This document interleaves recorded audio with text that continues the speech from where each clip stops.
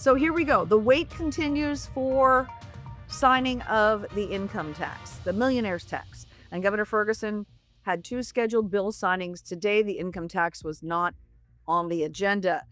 You may recall just after the legislation passed and sine die, which was on March 12th, the governor was asked if he felt the majority had done enough during the legislative session to address affordability.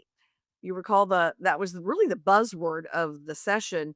Majority Democrats kept saying, our single focus is on affordability, affordability, affordability. And Ferguson said during that press conference after sine die that the income tax really, he took the income tax that passed to be all about making life more affordable for Washingtonians. Within the millionaire's tax, for example, that's literally going to be a record tax break for business owners across Washington state. We have, for example, the working families tax credit that's going to be expanded to 460,000 families. All those are steps that I think are really important, the sales tax exemptions. So also just in terms of on the housing side, we need to make our things that happen right away. We made huge investments in housing. When I campaigned for governor, many of you have heard me say this before, and going to every 39 county, the issue I heard the most was the need for more housing, more affordable housing. And I'm excited about that investment in housing, but equally excited, and we'll have a chance to work through these bills in the coming days as well. But once again, just like last session, lots of legislation to try and streamline our processes to build more housing, to open up more locations to build housing, and I'm very excited about that as well. And that's been, in often cases, that's been a bipartisan effort by the legislature. That's going to make life better for Washingtonians to have more of that housing. So I think that's been a focal point for us, is to try and take actions that make life more affordable, and we're going to continue to focus in that way. Morgan Irwin is the government affairs vice president for the Association of Washington Business. He said the Democrats' new income tax bill, they believe, is going to crush the business community in Washington state. He told me even if current big businesses don't relocate, the CEOs don't relocate, as we've already seen some of that happen here in Washington state, it's the next big thing that will not locate here in Washington state. He says that's really going to be the future impact of the income tax. Trying to attract the next Microsoft is always really hard in terms of like getting their entire headquarters and all that stuff. And there's a lot of benefits that come to society from having that sort of a hub or center in your state. But what we have been able to land pretty successfully in years past are folks like Blue Origin, right? So they're making Right. making satellites. We've got our aerospace industry. We've got a couple of industries that it makes sense to start your business in Washington state, and those sectors are aerospace, technology, or something that's very, very high electricity use, because traditionally we've had fairly low electricity rates here in Washington state. We have some of the greenest power and lowest cost of anywhere in the world because of the hydroelectric system we have here. That is no longer an advantage. Our prices are continuing to go up. We have lost multiple billion-dollar investments into the state in the last few years because the energy prices are not as cheap as they used to be. And if we layer taxes on top of increasing energy rates, there really is no reason for somebody to come to the far, left-hand corner of America to build their business. You're not near anything other than ports. And so if there's no reason to build here, then why would you? If you can do the exact same business, but you can do it in Livingston, Montana, and you can make 20% more because of the tax structure, why would you do it, in Bellevue? Why would you do it in Redmond? And that's really what we're running into. It's not that businesses hate Washington. Washington's a gorgeous state, like it is. And maybe this is pride because I grew up here, but I don't know that you can find a prettier state anywhere in the country. But you just have businesses that are making a business decision and saying, well, I can do the exact same business model in some other state and make a lot more money doing it. And that's what they're choosing to do. Now, you may recall that Governor Ferguson objected to the bill in its early form, pressing for greater small business tax relief. And then April Berg, Democrat from Mill Creek, who's the chair of the House Finance Committee, she broke the logjam with her striking amendment that did expand the working families tax credit. to additional households, increased some of the business and occupation tax credits for small business, and added some other sales tax exemptions to kind of help lower income families. There an exemption on diapers and hygiene products and over the counter medicines. So the governor has indicated the way this thing passed, he's willing to sign. Any changes coming? We wait to see. I know. Is this getting repetitive? The income tax watch is still on. There are no plans on Governor Ferguson's schedule today to sign Senate Bill 6346, the millionaires tax. At least it's not on his calendar. State GOP Chairman Jim Walsh had a conversation with me today, basically sharing his speculation that the governor is delaying signing this to kind of eat up time that opponents could have for a citizen initiative to try and reverse the income tax. Now, if in fact that were to be launched this year, there's still a lot of unknown whether or not that's going to happen this year. Could also be some legal challenges coming as opponents contend that the income tax is unconstitutional. Income tax bill not yet signed into law, Senate Bill 6346. Nothing on Governor Ferguson's calendar showing he'll sign it today. It is not on the list for two bill signings. The way it's kind of been going the last several business days of bill signings is he has one session in the morning where he signs, 10 to 20 bills and another one in the afternoon. It's not on the radar today. Although today, he is signing the rollback of the estate tax increase, which many say is basically a concession without verbalizing it that there's such a thing as wealth flight, capital flight, when people want to avoid, the wealthy want to avoid those kinds of taxes, like the income tax is about to implement. Uh, it is not, again, on the list for today. I keep checking every night, so we're going to be right on top of that. But GOP Chairman Jim Walsh today told me his speculation is, in fact, that Governor Bob Ferguson is delaying signing maybe up until the last minute, which would be April 4th, to lessen the amount of time that opponents would have for launching a potential initiative to repeal the income tax.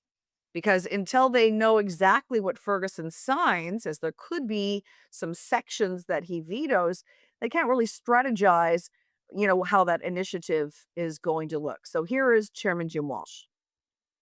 On Senate Bill 6346, that's the state income tax scheme, they put, of course, what they call a necessity clause on it. Not exactly the same as an emergency clause, but effectively the same. Uh, so that's kind of issue one. And you may see a lawsuit about that because it's pretty dodgy how they put that on there. And they is primarily state senators Peterson and Frame. They're kind of the tax gurus for the Democrats in Olympia. So they put this necessity clause on the state income tax bill, but the state income tax doesn't take effect until 2028. So why is there urgency on this if it doesn't take effect for a couple of years? So we could make the argument, try to get a court to strip that off. I don't know how strong that would be. But that necessity clause means a referendum is not possible, but an initiative is still possible. Referenda are easier. They require fewer signatures to qualify, and the timeline on a referendum is a little more favorable for quick action. On an initiative, the timeline is a little less favorable, and you need to get more signatures to qualify it. But we could still do an initiative. The necessity/emergency clause doesn't affect an initiative. It only affects a referendum. So we could do an initiative to the people this year. We have until the first few days of July to collect the qualifying signatures. So it's a tight window, but it is doable. One of the problems is the governor hasn't signed the bloody thing into law yet. So you can't really get an initiative repealing something going until you know exactly what the something is. And of course, because the governor in Washington state has what's called a section veto power. It's not a line item veto, but it is a section. The governor can veto a part of a bill and then sign the rest into law. Because the governor does retain that power, we can't be sure what the final form of the state income tax scheme would be. So again, the wait on the governor's signature continues. Plenty of rumors out there about an initiative effort. Will that be launched this year? Will that be put off till 2027? We're in the know, and I'm talking with folks who are part of that decision making process. So stay tuned for updates. As soon as we know, you'll know. Governor Ferguson, again, not expected to sign the income tax bill today, Senate Bill 6346, the millionaire's tax. Critics suggesting he's potentially putting it off until the last day in early April, perhaps to shorten the time that opponents could have for a potential initiative to repeal it. It is sounding more like that initiative would come this year as opposed to next year, but there's nothing official announced. I'm in constant communication with the folks in the know on that, so you'll know first as soon as we find out. There is a rally planned for this Saturday by Washington State's GOP, March 28th at noon. They're calling it the Fight the Tyranny of Outrageous Taxation rally, basically urging Governor Ferguson to veto the illegal and unconstitutional income tax, they say. With massive capital flight already happening, the rally planners say it won't be long before, as they put it, greedy Democrats come after your hard-earned paycheck for all the rest of us that are not so lucky to be millionaires. So again, that is going to be happening this weekend. Now, Senate Bill 6347, which the governor did sign on Tuesday, rolls back the estate tax or the death tax to the level it was before lawmakers in the 2025 session increased that top rate to 35%. So why the rollback when we haven't even yet seen income from this? They're conceding that they're worried rich people are going to sell their house and get the heck out of Dodge to avoid giving the state more than a third, potentially, of their estate value upon their death. So Senate Majority Leader Jamie Peterson of Seattle, the one behind the income tax as well, he even admitted that he was hearing, he said anecdotally, that high net worth residents are considering relocating out of the state to avoid Washington's increased death tax. So again, last year it was raised the top level up to 35%. So far higher than the next highest rate of about 20% in Hawaii. So the highest rate applies to estates worth more than $12 million.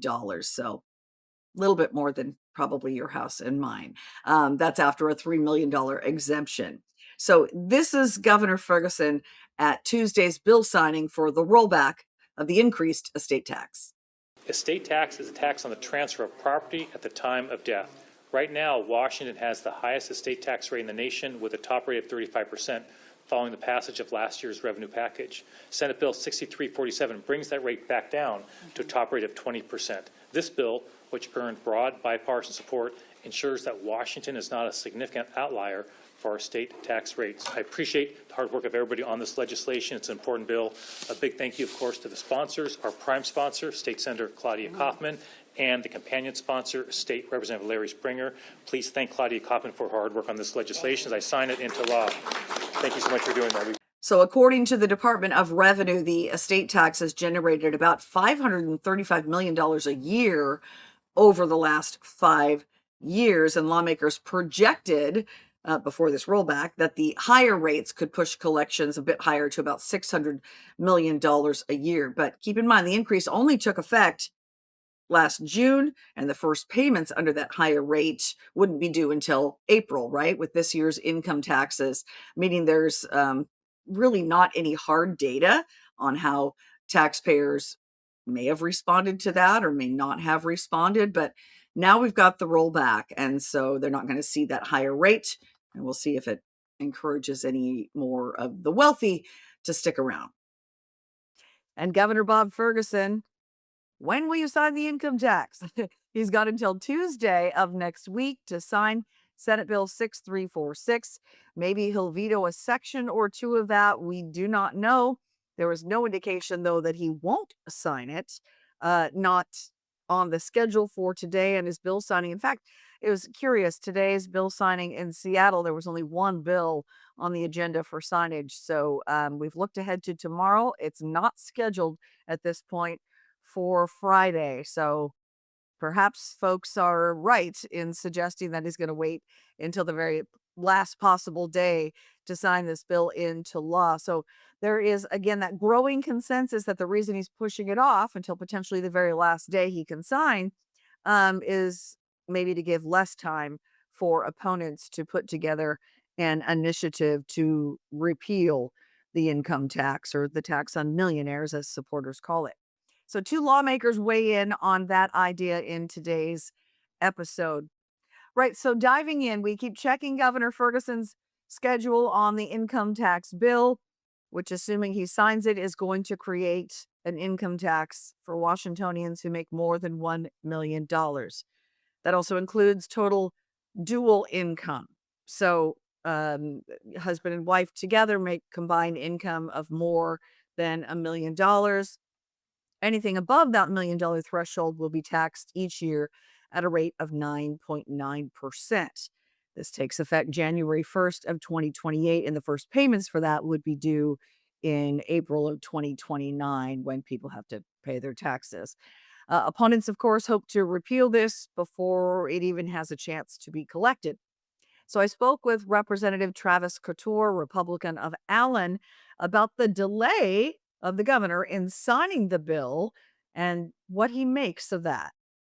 He'll probably push it out as long as he possibly can because that's less days that you have to get signatures on a ballot initiative. Number one, and number two, he probably wants to make a big show out of it, invite a bunch of supporters. And there's not many of them in Washington State, but he'll find the ones that he wants to invite and make a big show out of signing this thing.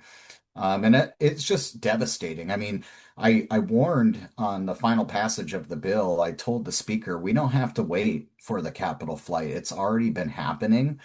We got a chart out on, people could look at the Washington House Republican Caucus's social media page. We published a little chart that was showing the Capitol flight and the loss of revenue that our state has had since the enactment, basically, of the capital gains income tax.